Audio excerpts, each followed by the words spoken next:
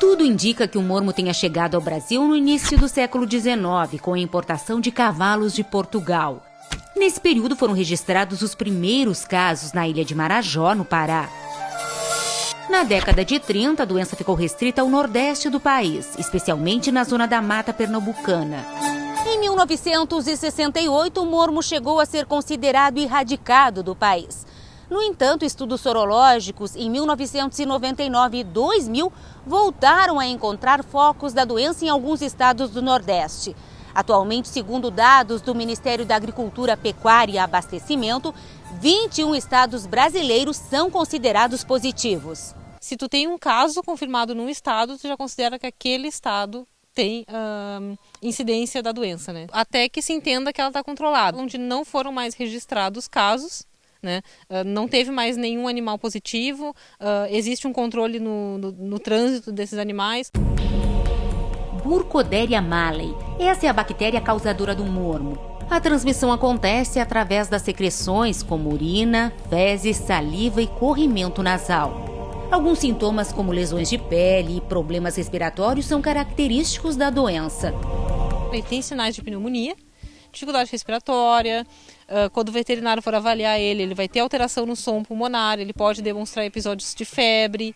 Então é um quadro clássico de pneumonia que ele vai mostrar. Esse cavalo, em regiões com mormo, é um candidato a diagnóstico. Esse cavalo, em regiões onde tem grande entrada e saída de outros cavalos de outros estados, também é um forte candidato a se fazer um diagnóstico. Esse exame a gente faz no sangue do cavalo, ele deve ser coletado por um médico veterinário credenciado pelo Ministério e deve ser enviado para um dos laboratórios nacionais credenciados também pelo Ministério para fazer esse exame, que é um teste que a gente chama de fixação de complemento, que ele é hoje o teste mais específico para isso. No caso do exame dar positivo ou inconclusivo, será necessária uma contraprova. Que essa sim é feita diretamente com o animal. Então a gente faz uma injeção na pálpebra inferior do cavalo de uma proteína purificada chamada maleína, que é o antígeno dessa doença, na verdade. Se o animal fizer uma resposta, ou seja, ele vai ter um edema ou um nódulo na pálpebra no local da injeção, ele é considerado definitivamente positivo. O prazo legislativo para o exame negativo de mormo é de 60 dias, seja a área endêmica ou não. O Rio Grande do Sul hoje é um território livre do mormo e exige para que de todos os estados brasileiros, para que algum trânsito para dentro do nosso estado tenha um atestado negativo. Isso também vai valer para a Expo Inter, que é muito importante. Nós temos uma das maiores feiras agropecuárias da América Latina, e inclusive os animais do Rio Grande do Sul também terão que ter o exame negativo, mesmo que não tenham ido a áreas de foco notificado. Nós temos que valorizar esse processo de controle que nós estamos exercendo. As pessoas têm que entender que os exames são necessários, principalmente para esse nosso controle de trânsito. Por ser uma zoonose, ou seja, uma doença transmitida tanto para o animal quanto o humano, tem notificação obrigatória à defesa sanitária. O animal positivo deve ser sacrificado e cremado, a área desinfectada e os animais suspeitos isolados e testados. A ABCC hoje tem uma preocupação, um envolvimento com questões desse gênero? A associação tem uma cadeira na Câmara Setorial de Equidicultura. Nós temos reuniões trimestrais e temos um contato direto em relação a alguns problemas pontuais da nossa cadeia. O mormo é um assunto frequente, nós temos um controle muito grande sobre isso e uma preocupação também. Através dessa Câmara Setorial de Equidicultura e todas as associações e entidades envolvidas com a espécie do Brasil, nós estamos promovendo um trabalho científico a nível mundial. Os nossos reagentes evoluíram muito de um ano para cá, o Brasil vem trabalhando forte nisso e a questão da vacina é uma questão de tempo.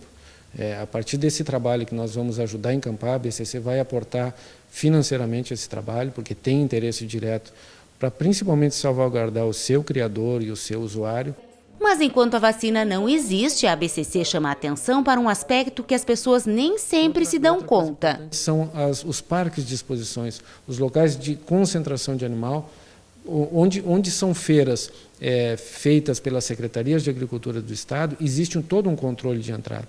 Nós temos que também cuidar do nosso rebanho para saber onde eles estão sendo realocados, em que condições isso está sendo feito, para que a gente também possa ter uma tranquilidade em relação a não basta só fazer o exame, a gente precisa ter um controle de tudo que está sendo feito em volta quando esses animais se deslocarem. A questão é que essa doença grave, como nós vimos há pouco, voltou a preocupar as autoridades sanitárias. Foram identificados focos da doença em 2 estados, Mato Grosso do Sul e Santa Catarina. Neste momento, nós vamos conversar via Skype com o gerente estadual da Defesa Sanitária Animal, o Marcos Vinícius de Oliveira Neves, da Companhia Integrada de Desenvolvimento Agrícola de Santa Catarina. Em primeiro lugar, bom dia. Bom dia. E eu gostaria de saber do senhor se foi identificado algum outro caso, além de São Cristóvão. Sim, Valéria. Como você falou, o primeiro caso foi diagnosticado no mês de abril em São Cristóvão do Sul. O segundo caso também em São Cristóvão do Sul. E agora, em maio, o terceiro caso em Rodeio, município de Rodeio, em Santa Catarina. Isso, de alguma forma, está gerando temor entre os criadores, na sua opinião? Sim, os criadores eles estão preocupados com a presença da doença, com a ocorrência da doença, mas a gente também vê um grande apoio às ações da SIDASC, no cumprimento às exigências que a SIDASC vem fazendo em relação à apresentação de exames, a participação de animais somente com guia de trânsito animal e exames de morro. É importante que se diga que não é uma doença que está em uma condição de epidemia ou de pandemia. É uma doença, é uma zoonose, demanda algum certo controle, cuidado. O alerta foi realmente passado a todas as associações e toda a cadeia da equinocultura brasileira, mas ela está sob controle nesse momento.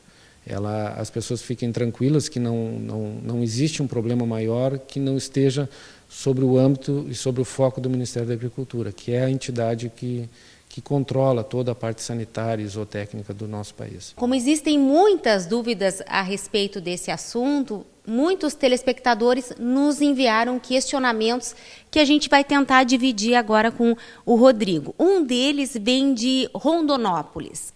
A Shelma, ela diz que está muito preocupada porque foi detectado um caso de mormo com um burro na cidade e ela tem medo pelos filhos. Existe esse risco real?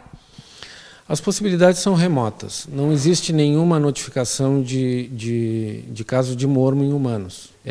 Ela pode ficar tranquila que as probabilidades de um ser humano contrair o mormo são muito pequenas. Bom, o William Soares, ele é de Santa Catarina e ele diz que está todo o pessoal em alerta. Muitas cavalgadas e rodeios foram cancelados. Esse cancelamento é em função das pessoas, talvez muitas delas não estarem preparadas com o exame de mormo a contento. Com toda certeza, é uma questão de segurança, é natural que isso aconteça quando esses casos são notificados. O pânico às vezes existe, mas ele não é relevante porque as autoridades já estão cientes, o foco já está controlado. Bom, o Douglas Durgante, ele quer saber se o animal consegue transmitir o vírus antes mesmo de manifestar qualquer sintoma. Podem sim disseminar a doença. O prazo normalmente para aparecimento dos primeiros sintomas, se for um caso aparente, são de 7 dias. Então, nesse meio tempo, o animal pode, sim, transmitir a doença. Mas eu acredito que se o foco for rapidamente identificado, a região já é isolada e é muito difícil que essas coisas proliferem. É claro que não deu para a gente responder a todas as perguntas enviadas, mas eu acredito que boa parte das dúvidas foram esclarecidas.